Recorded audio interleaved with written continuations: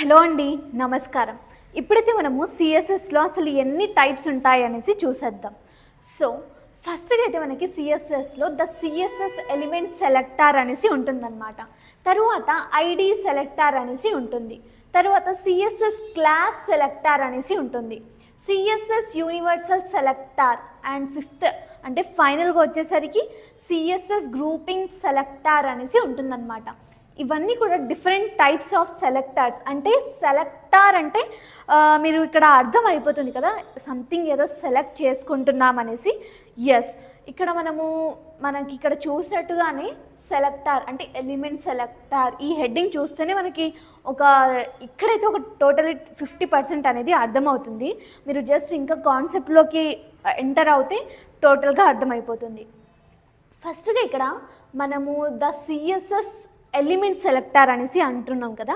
Element అంటే ఏంటి, దీని గురించి ఒక టాపికే మనము హెచ్టిఎంఎల్ ప్లేలిస్ట్ చేసినప్పుడు దాంట్లో మొత్తం చూసాం కదా. ఒక టాపిక్ స్పెషల్గా ఎలిమెంట్ అంటే ఏంటిది అనేసి నేను చెప్పాను. సో ఎలిమెంట్ అనేది బేసిక్గా హెచ్టిఎంఎల్లో ఉంటుందని తెలుసు. అండ్ ఈ సిఎస్ఎస్ కూడా మనము ఆ హెచ్టిఎంఎల్ కోడ్లో అంటే ఫస్ట్గా అయితే ఇక్కడ నేను ఒక ఎగ్జాంపుల్ చూపిస్తున్నాను చూడండి, ఎలిమెంట్ సెలెక్టార్కి అనేసి. సో ఇక్కడైతే పారాగ్రాఫ్ ట్యాగ్ తీసుకుంటున్నాను. అండ్ తర్వాత వచ్చేసరికి ఇది ఫ్లవర్ బ్రాకెట్, మనం ఆల్రెడీ డిస్కస్ చేసాం సింటాక్స్లో, అంటే సింటాక్స్ ఎలా ఉంటుందో. తర్వాత వచ్చేసరికి కలర్ వచ్చేసరికి నేను ఇక్కడ బ్లాక్ ఇస్తున్నాను. తరువాత మనం సింటాక్స్లో ఏం చూసాం, ఇక్కడ సెమీకాలన్, రైట్? సో ఇక్కడ మనము యాజ్ యూజువల్గా సెమీకాలన్ అనేది పెట్టుకోవాలి. తర్వాత ఫాంట్ సైజ్ ఇక్కడ నేను డిసైడ్ చేసుకోవాలి అనుకుంటున్నానండి. సో ఫాంట్ ఒకటి గుర్తుపెట్టుకోండి, ఇలా మనకి declaration part property and value, దీన్ని ప్రాపర్టీ అంటాం, నేను వాల్యూ అంటాం అనేసి అన్నాను కదా. ఇక్కడ తప్పితే ఎక్కడ కోలన్ అనేది పెట్టకూడదు, ఇది సింటాక్స్ కాబట్టి. ఇక్కడ చూసారా, నేను ఫాంట్ సైజ్ అనేసి మనం జనరల్గా ఏదైనా రాస్తున్నప్పుడు ఏదైనా డిఫరెన్షియేట్ ఉండాలంటే ఫాంట్ సైజ్ ఇలా పెట్టేసి రాస్తూ ఉంటాము అలవాట్లో. సో అలా ఇక్కడ చేయొద్దన్నమాట. ఫాంట్ సైజ్కి ఇక్కడ మనం స్పేస్ ఇవ్వచ్చు, లేకపోతే __ కూడా ఇవ్వచ్చు. తర్వాత వచ్చేసరికి కోలన్ పెట్టేసి ఫాంట్ సైజ్ ఒక 10 px అనేది పెడుతున్నాను. సో 10 px పెట్టి కన్ఫామ్గా ఇక్కడ సెమీకాలన్తో ఎండ్ చేసి ఫ్లవర్ బ్రాకెట్ అనేది క్లోజ్ చేయాలండి. సో ఇక్కడ మనకి పి అనేది ఒక ఎలిమెంట్ అనమాట. పి అనేది ఎలిమెంట్ నేను సెలెక్ట్ చేసుకున్నాను అండ్ నాకు కావాల్సిన స్టైల్ ఇక్కడ ఇచ్చాను. అండ్ ఇంకా మీకు డీటెయిల్గా కావాలి అంటే రఫ్గా ఒక హెచ్టిఎంఎల్ కోడ్ని తీసుకుని చేస్తాను మీకోసం. సో హెచ్టిఎంఎల్ ట్యాగ్ తీసుకుని అండ్ ఇక్కడ వచ్చేసరికి డైరెక్ట్గా నేను తీసుకుంటున్నాను, స్టైల్ ట్యాగ్ తీసుకుంటున్నాను. తర్వాత వచ్చేసరికి పారాగ్రాఫ్ ట్యాగ్ నేను తీసుకోవాలనుకుంటున్నాను ఫర్దర్గా. అక్కడైతే నేను సేమ్ మీకు అర్థం అవ్వడానికి ఇదే ఎగ్జాంపుల్ ఎంటర్ చేస్తానండి.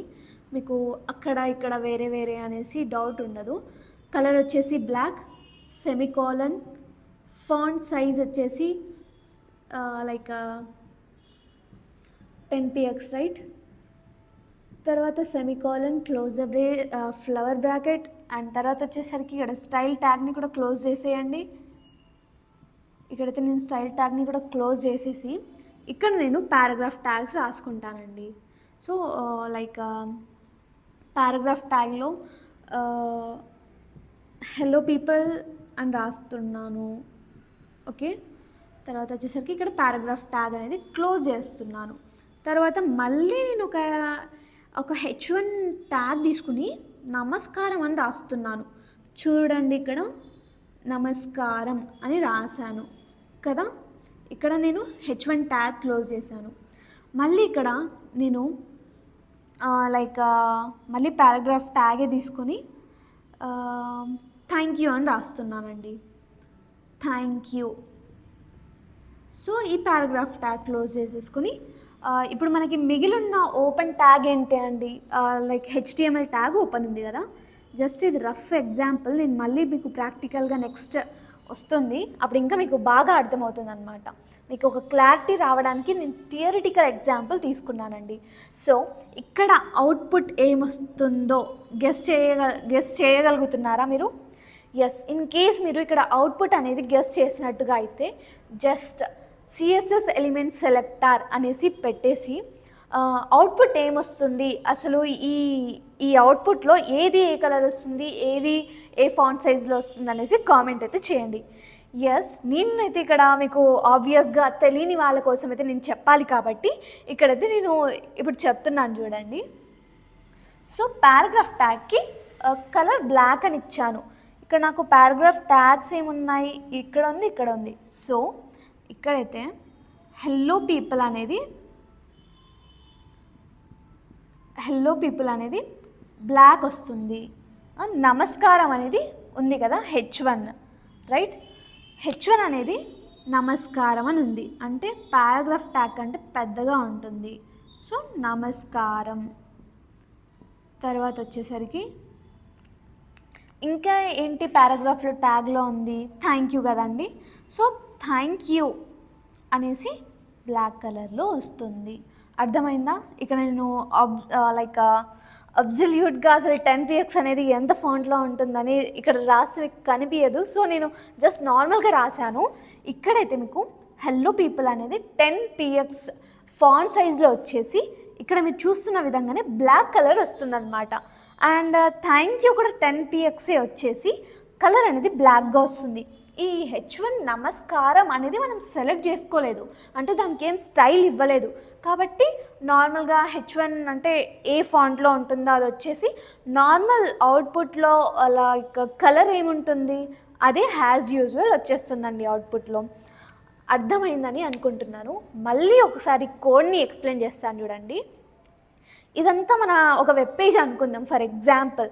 అయితే ఇక్కడ నేను పారాగ్రాఫ్ ట్యాగ్స్కి లైక్ ఒక స్టైల్ ఇద్దామని అనుకున్నాను. నార్మల్గా మనకి HTMLలో అయితే ఎలా చేస్తాం, ఇక్కడికి వచ్చేసి మళ్ళీ ఒక ప్రతి ఒక్క పారాగ్రాఫ్ ట్యాగ్ దగ్గరకు వచ్చేసి స్టైల్ వచ్చేసి నాకు బ్లాక్ కలర్ కావాలి, 10px కావాలి అనేసి ఎంటర్ చేస్తాం కదా.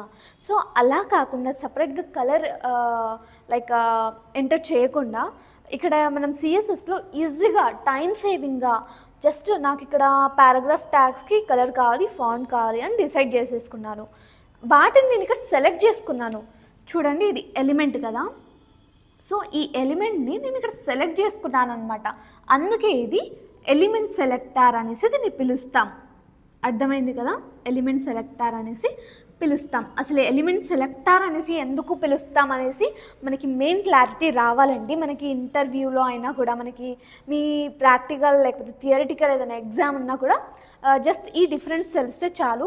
సో ఇక్కడ మనము ఏదైనా ఎలిమెంట్కి మనం స్టైల్ ఇద్దామనుకుంటున్నాం, దాన్ని సెలెక్ట్ చేసుకొని రాసుకుంటున్నాం. సో దాన్ని ఎలిమెంట్ సెలెక్టర్ అనేసి అంటున్నాం, ఎందుకంటే ఎలిమెంట్ని మనం సెలెక్ట్ చేసుకుని స్టైల్ ఇస్తున్నామని కాబట్టి కదా.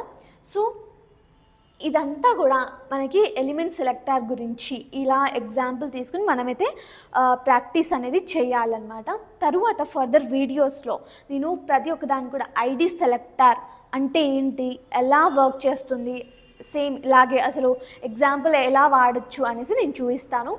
అలాగే class selector, universal selector and grouping సెలెక్టర్కి కూడా ఎవ్రీథింగ్కి వీడియో అనేది ఉంటుంది. అండ్ సపరేట్గా జస్ట్ లైక్ ఫ్లోలో చెప్పేయడం కాకుండా ప్రతి ఒక్కటి కూడా ఇలానే డీటెయిల్గా చెప్తాను.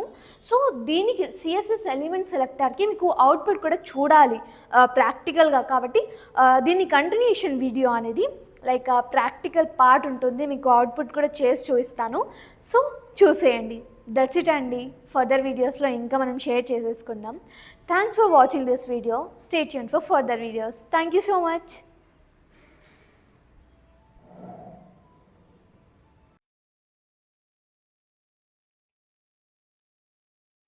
హలో అండి, ఇప్పుడైతే సిఎస్ఎస్ సెలెక్టర్స్లో థియరిటికల్ పార్ట్ చూసారు కదా, ఇప్పుడు ప్రాక్టికల్ పార్ట్ అనేది చూసేయండి విఎస్ కోడ్లో.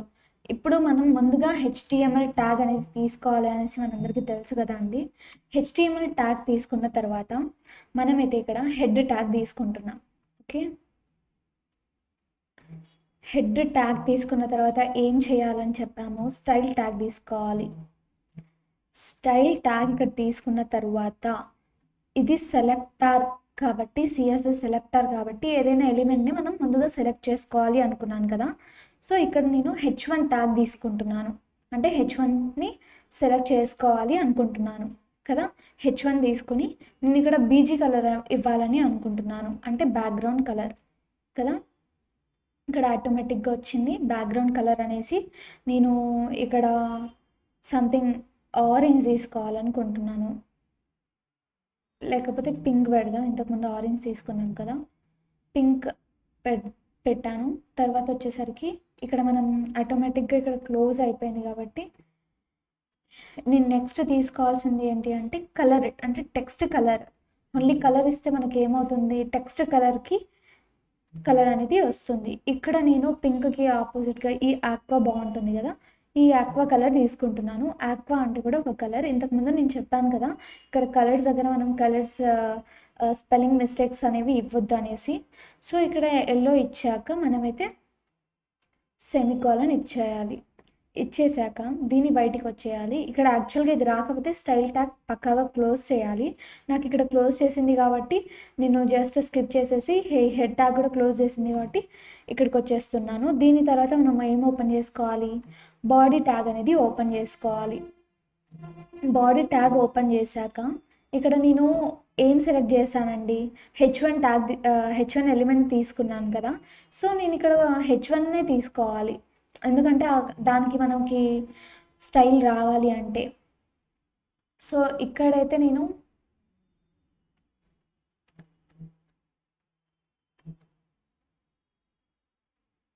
పుష్ప శ్రీవల్లి ఇస్తున్నాను. ఓకే, పుష్ప శ్రీవల్లి అనేసి ఇచ్చాను. దాని తరువాత ఇక్కడ నేను మీకు ఎగ్జాంపుల్ కోసం ఇంకొక ట్యాగ్ కూడా తీసుకుంటాను చూడండి, పారాగ్రాఫ్ ట్యాగ్ తీసుకుంటున్నాను. పారాగ్రాఫ్ ట్యాగ్లో బ్లాక్ బస్టర్ అని రాస్తున్నాను. ఓకే, రాశాను. ఇప్పుడు దీన్ని నేను సేవ్ చేశాను. Okay, Ctrl+S save. సో ఇక్కడ మీరు ఏం చూసారు, HTML ట్యాగ్, హెడ్ ట్యాగ్ అన్ని తీసుకున్నాము. స్టైల్ ట్యాగ్లో H1 తీసుకుని ఇలా కలర్స్ అనేవి ఇచ్చాను. ఇక్కడ నేను H1 అంటే ఇక్కడ మీకు కనిపిస్తుందా, H1 ట్యాగ్లో పుష్ప శ్రీవల్లి అని తీసుకున్నాను. దానికి ఇప్పుడు స్టైల్ వస్తుందో రాలేదో చూద్దాం. అండ్ అలాగే పారాగ్రాఫ్ ట్యాగ్ కూడా తీసుకున్నాను. మనం ముందుగా చేసిన స్టైల్ అంటే ఈ కలర్స్ ఏం తీసుకున్నామో దీనికి వస్తుందో రాదో కూడా చూసేద్దాం. సో ఇప్పుడైతే నేను రన్ చేస్తున్నాను చూడండి. రన్ చేస్తే ఏం చూసారు, ఇక్కడ పుష్ప శ్రీవల్లి అనేది మీకు ఇక్కడ కనిపిస్తుందా. బ్యాక్గ్రౌండ్కి మనం పింక్ ఇచ్చాము, టెక్స్ట్కి ఆక్వా ఇచ్చాము కాబట్టి ఇది వచ్చింది. ఎందుకు వచ్చింది, ఇది H1 ట్యాగ్లో తీసుకున్నాం. H1 ట్యాగ్కి మనం సెలెక్ట్ చేసుకొని CSS స్టైల్ ఇచ్చాము కాబట్టి దీనికి మాత్రమే వచ్చింది. మరి బ్లాక్ బస్టర్కి ఎందుకు రాలేదు, ఇది ఎందుకు ఇంత సింపుల్గా ఉంది, ఓన్లీ బ్యాక్గ్రౌండ్ వచ్చేసి వైట్ అండ్ కలర్ వచ్చేసి బ్లాక్ స్మాల్ టెక్స్ట్లో ఎందుకు వచ్చింది అంటే దీనికి మనం స్టైల్ ఇవ్వలేదు, CSS స్టైల్ ఇవ్వలేదు. ఇక్కడ చూసారా, నేను ఓన్లీ ఇక్కడ H1 ఇచ్చాను. అదే పారాగ్రాఫ్కి ఇచ్చాను అనుకోండి, ఇక్కడ ఇంకొకటి తీసుకుని P ఇచ్చేసి జస్ట్ కలర్ యాడ్ చేస్తా. ఓకే, కలర్ కోలన్ ఏమిద్దాం, ఇక్కడ రెడ్ ఇద్దాం. రెడ్ ఇచ్చాక క్లోజ్ చేసా. ఇప్పుడు మళ్ళీ Ctrl+S సేవ్ చేసేసి మళ్ళీ రన్ చేస్తాను.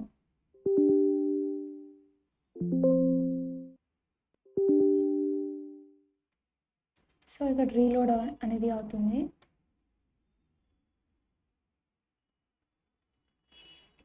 ఓకే, ఇన్ కేస్ ఇక్కడ అవ్వకపోతే మనం ఏం చేయాలి,